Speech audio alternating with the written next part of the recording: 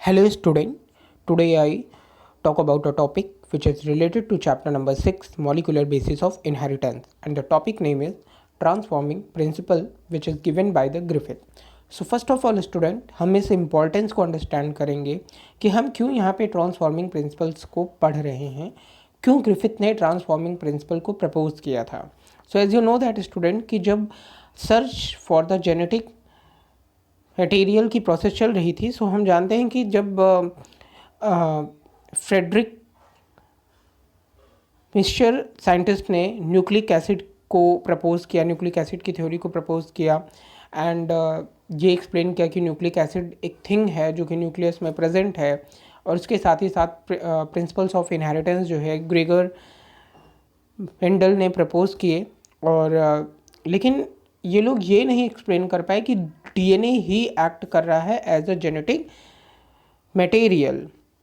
सो फिर उसके बाद आप जानते हैं कि 1926 में ये बातें होने लगी कि भाई हम जो भी इनहेरिटेंस की चीज़ें बता रहे हैं उन्हें हमें मॉलिक्यूलर लेवल पे बताना चाहिए कि आखिर क्या चीज़ है जो रिस्पॉन्सिबल है, जो कि one generation to another generation features को ट्रांसफ़र कर रही है. सो आप जानते हैं इस सीरीज़ में वॉल्टर सटन हो, थॉमस हंट, मॉर्गन हो, इन लोगों ने न्यूमेरस साइंटिस्ट जो थे उन्होंने क्रोमोसोम को एक्सप्लेन किया कि क्रोमोसोम जो है वो न्यूक्लियस में प्रेजेंट है, मोस्ट ऑफ द सेल्स में प्रेजेंट है, बट लेकिन वो मॉलिक्यूल लेवल पे जेनेटिक थिंग को नहीं डिफाइन कर पाए, आंसर नहीं दे पाए. इसलिए 1928 में ग्रिफिथ जी ने अपना ट्रांसफॉर्मिंग प्रिंसिपल दिया और उन्होंने अपने एक्सपेरिमेंट किए और ये कोशिश की कि हम मॉलिक्यूल लेवल पे ये डिफाइन कर पाएँ कि आखिर जेनेटिक थिंग है क्या. सो आगे बढ़ते हैं. सो स्टूडेंट ये तो कॉन्सेप्ट था इंट्रोडक्शन से रिलेटेड कि आखिर क्यों रिक्वायरमेंट रही है ट्रांसफॉर्मिंग प्रिंसिपल की, ग्रिफिथ का ट्रांसफॉर्मिंग प्रिंसिपल कैसे इंपॉर्टेंस है. अब हम इस प्रोसेस को समझेंगे कि आखिर ट्रांसफॉर्मिंग प्रिंसिपल में ग्रिफिथ ने क्या लॉज दिया, क्या थ्योरी प्रपोज की थी. तो एज यू नो दैट कि फ्रेडरिक ग्रिफिथ ने अपना एक्सपेरिमेंट बैक्टीरिया पे शो किया और इन्होंने उसे ट्रांसफॉर्मिंग प्रिंसिपल का नाम दिया. इन्होंने अपने एक्सपेरिमेंट को माइस एंड न्यूमोनिया के बैक्टीरिया जिसका नाम है स्ट्रेप्टोकोकस न्यूमोनी पर डन किया. So as you know that कि इन्होंने 2 ऑर्गेनिज्म टेक किए. फर्स्ट था माइस ऑर्गेनिज्म एंड सेकंड था pneumonia disease causing Streptococcus pneumoniae bacteria. These are a microorganism. So उन्होंने एक माइक्रो ऑर्गेनिज्म लिया और दूसरा माइस को लिया और इन दोनों के ऊपर ही अपने एक्सपेरिमेंट को डन किया. अब यहाँ पे इन्होंने बैक्टीरिया के दैट्स मीन्स जो स्ट्रेप्टोकोकस न्यूमोनी बैक्टीरिया है उसका कल्चर प्रिपेयर किया.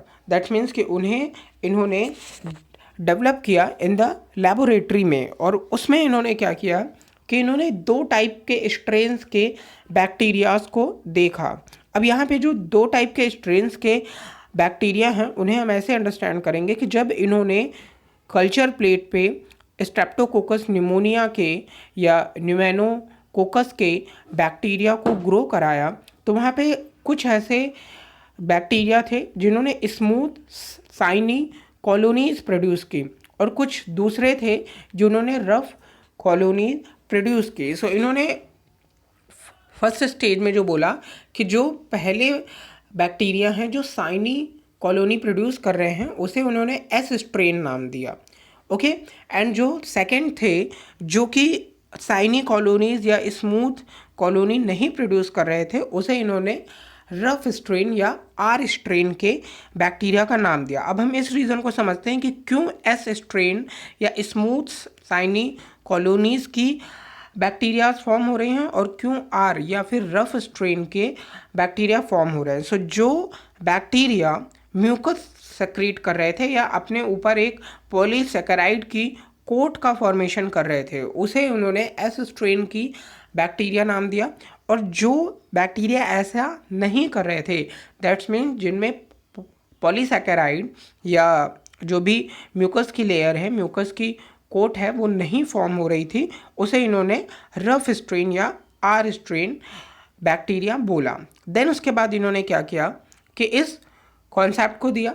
अब इन्होंने जो आर स्ट्रेन थी, दैट मीन्स जो रफ स्ट्रेन की थी, वो नॉन वायरुलेंट बोला। दैट मीन्स कि जब हम इन्हें किसी भी ऑर्गेनिज्म में प्रोड्यूस करेंगे सो ये अपना इफेक्ट नहीं दिखाएंगे। दैट मीन्स कि ये न्यूमोनिया डिजीज़ कॉज नहीं करते हैं, उसे इन्होंने रफ स्ट्रेन बोला या नॉन वायरुलेंट बोला। और जो फर्स्ट वन थे उसे इन्होंने वायरुलेंट नाम दिया या स्मूथ स्ट्रेन नाम दिया। दैट मीन्स कि ये वायरुलेंट थे, खतरे वाले थे, ये न्यूमोनिया डिजीज़ प्रोड्यूस करते हैं। सो एस स्ट्रेन जो है वो कैसा है, पैथोजेनिक है, डिजीज़ कॉजिंग है। और जो आर स्ट्रेन है that lakhs capsule and is not pathogenic. यहाँ पे कैप्सूल वर्ड से रिलेशन है जो म्यूकस कोट फॉर्म करते हैं। दैट्स मीन्स कि इस पॉइंट्स को हमने समझा, अंडरस्टैंड किया। आगे बढ़ते हैं।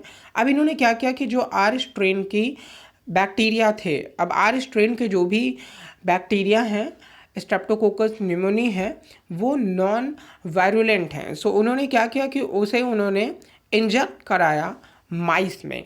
आर स्ट्रेन रफ स्ट्रेन के बैक्टीरिया जो कि नॉन वायरुलेंट है, उसे उन्होंने जब माइस में इंजेक्ट कराया, सो वहाँ पे क्या हुआ कि जो भी माइस थे, क्योंकि ये नॉन वायरुलेंट थे, पैथोजेनिक नहीं थे, इसलिए जो माइस थे they become lives. After that इन्होंने क्या किया कि स्मूथ स्ट्रेन के बैक्टीरियाज को लिया, क्योंकि वो वायरुलेंट हैं, पैथोजेनिक हैं, डिजीज़ कॉजिंग है। तो जब इसे इन्होंने माइस में इंजेक्ट कराया, then the mice become dies.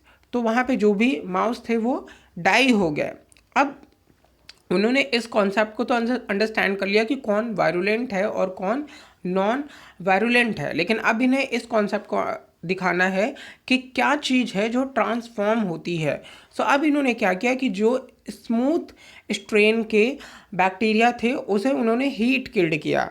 That means heat के थ्रू उसे उन्होंने किल कर दिया। एंड देन जब इन्होंने प्रोड्यूस किया माउस में, देन माउस बिकम लाइव्स, क्योंकि उस स्ट्रेन को, उस स्मूथ स्ट्रेन के बैक्टीरिया को उन्होंने हीट किल्ड किया है और फिर इंजेक्ट किया, तो ये माउस क्या थे, लाइव थे। आफ्टर दैट इन्होंने क्या किया कि जो रफ स्ट्रेन के बैक्टीरिया हैं और जो स्मूथ स्ट्रेन के हीट किल्ड बैक्टीरिया थे, उसे उन्होंने एक साथ एक इंजेक्शन में लिया एंड देन उसे इन्होंने माइस में इंजेक्ट किया। और जब उन्होंने माउस में इंजेक्ट किया, then mouse become dies.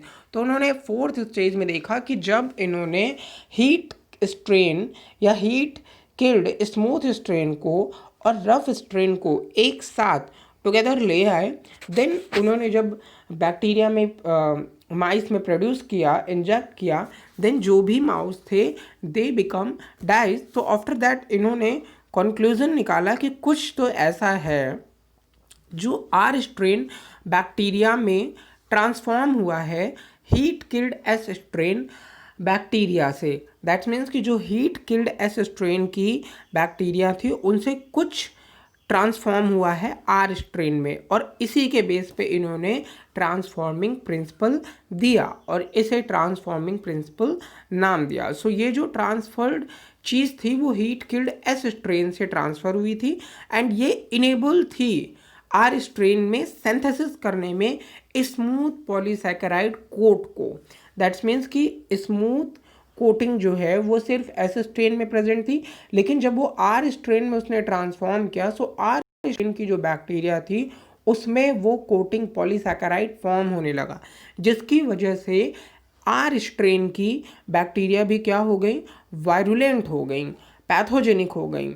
And इसी कॉन्सेप्ट को उन्होंने ट्रांसफॉर्मिंग प्रिंसिपल का नाम दिया और उन्होंने बोला कि ये जो ट्रांसफॉर्मिंग थिंग है यही है जेनेटिक थिंग, यही जेनेटिक थिंग है जो एस स्ट्रेन से आर स्ट्रेन में ट्रांसफ़र हो रही। लेकिन इनके एक्सपेरिमेंट ने डिफ़ाइन नहीं किया इस कॉन्सेप्ट को, मॉलिक्यूलर बेस पे इन्होंने डिफ़ाइन नहीं किया कि आखिर क्या चीज़ है जो ट्रांसफॉर्म कर रहा था एस स्ट्रेन से आर स्ट्रेन में। तो इस कॉन्सेप्ट को हमने समझा कि जब हम आर स्ट्रेन को इंजेक्ट करा रहे थे माउस में, देन नॉन पैथोजेनिक होने की वजह से ये न्यूमोनिया डिजीज़ नहीं कॉज करते हैं माउस में, और वो माउस लाइव रहते हैं।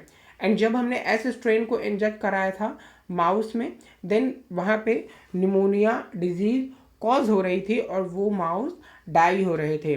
देन हमने जब हीट किल्ड एस स्ट्रेन को इंजेक्ट कराया, हीट किल्ड एस स्ट्रेन को, देन वहाँ पे भी निमोनिया डिजीज नहीं कॉज हो रही थी और माउस कंटिन्यू टू लाइव।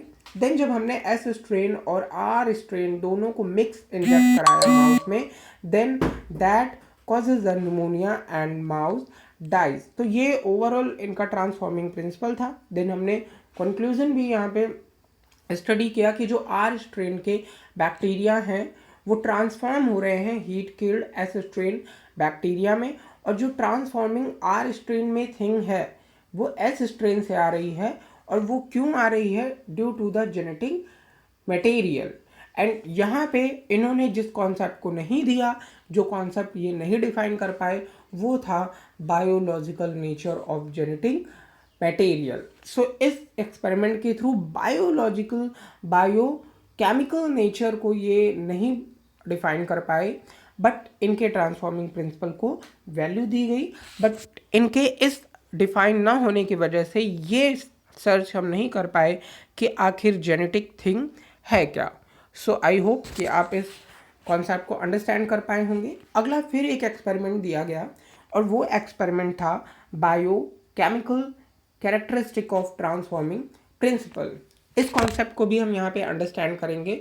तो आप जानते हैं कि 1928 में ग्रिफिथ जी ने अपना ट्रांसफॉर्मिंग प्रिंसिपल दिया था।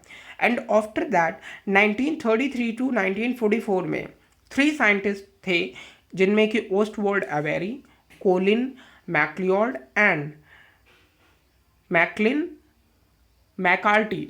ये ओवरऑल 3 साइंटिस्ट थे और इन्होंने ग्रिफिथ जी के ही एक्सपेरिमेंट पे, ग्रिफिथ जी के ही ट्रांसफॉर्मिंग प्रिंसिपल पे बायोकेमिकल नेचर का एक्सपेरिमेंट किया।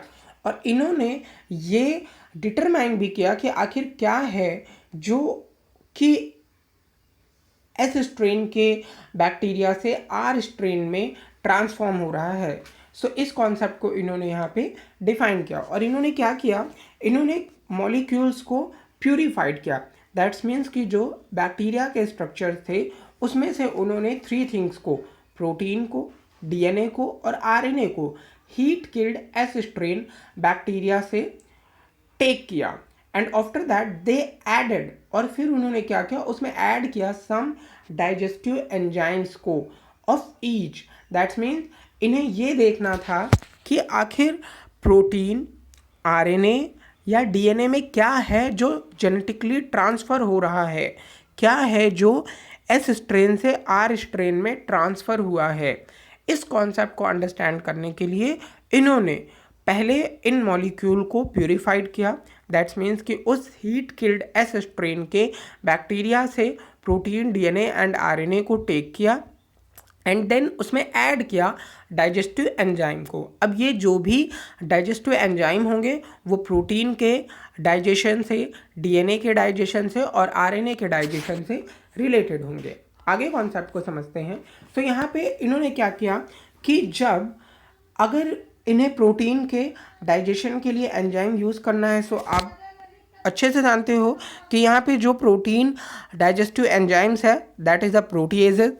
जो आरएनए के डाइजेशन से रिलेटेड एंजाइम है वो आरएनएज होगा, और जो डीएनए की से रिलेटेड एंजाइम होगा वो डीएनएज होगा। सो इन्होंने क्या किया कि protein of the heat killed S strain is not the genetic material. और जब इन्होंने कंक्लूजन निकाला कि क्या है जो ट्रांसफ़र हो रहा है वन जनरेशन टू अनदर, तो इन्होंने देखा कि when they added protein digesting enzyme proteases, तो वहाँ पे देखा कि प्रोटीन डाइजेस्टेड एंजाइम जो प्रोटीएजेज है और जो आरएनए डाइजेस्टेड एंजाइम आरएनएज है ये ट्रांसफॉर्मेशन को अफेक्ट नहीं करते। मतलब अगर हमने 3 थिंग्स ली, प्रोटीन, आरएनए और डीएनए, इन तीनों को जब हमने रखा और प्रोटीएजेज दिया, तो प्रोटीन डाइजेस्ट हो गई, लेकिन फिर भी ट्रांसफॉर्मिंग प्रिंसिपल डन हो रहा था, कुछ ना कुछ ट्रांसफॉर्म हो रहा था। देन जब इन्होंने आरएनएज में रखा तो वहाँ पे आरएनए भी क्या हुआ, डाइजेस्ट हो गया आरएनएज एंजाइम की वजह से, लेकिन फिर भी जो ट्रांसफॉर्मिंग प्रिंसिपल है वो डन हो रहा था। दैट्स मीन्स इन्होंने ये कंक्लूजन दिया कि आरएनए और प्रोटीन तो जेनेटिक प्रोडक्ट नहीं है, लेकिन जब इन्होंने डीएनए एंजाइम दिया तो वहाँ पे डीएनए जो था, डीएनएज एंजाइम जो था वो इनहिबिट कर रहा था ट्रांसफॉर्मेशन के प्रोसेस को। सो इन्होंने ये सजेशन दिया कि डीएनए ही है जो ट्रांसफॉर्मेशन की प्रोसेस को डन करता है। सो ऐसा इनका कंक्लूजन था इस एक्सपेरिमेंट का। सो यहाँ पे हमने समझा कि आरएनए जो हीट किल्ड एस स्ट्रेन का था वो भी क्या है, जेनेटिक प्रोडक्ट नहीं है, जेनेटिक थिंग नहीं है। एंड जो डीएनए है वो heat killed S strain is the genetic material. That's means कि इन्होंने डीएनए को कंक्लूजन माना कि डीएनए ही है जो एस स्ट्रेन से ट्रांसफ़र हो रहा है आर स्ट्रेन में, जो कि आर स्ट्रेन को ट्रांसफॉर्म कर रहा है एस स्ट्रेन में। So because of a DNA digested with DNA mixed with R strain unable to transform R strain to S strain। तो अगर हम DNAs को यूज़ कर रहे थे तो वो DNAs जो है वो DNA को डाइजेस्ट कर रहा था, जिसकी वजह से ट्रांसफॉर्मिंग प्रिंसिपल डन नहीं हो रहा था। तो ये कॉन्सेप्ट इन्होंने दिया और इन्होंने ये बताया कि DNA ही है जेनेटिक मटेरियल। लेकिन जो और बायोलॉजिस्ट थे उन्होंने इनके कॉन्सेप्ट से वो एग्री नहीं हुए, कन्वेंस नहीं हुए और इनके कॉन्सेप्ट को उन्होंने नहीं माना। इसलिए इनके एक्सपेरिमेंट को भी हम the search for genetic thing के लिए अप्रोप्रिएट नहीं मानते हैं। सो ये दो कॉन्सेप्ट थे।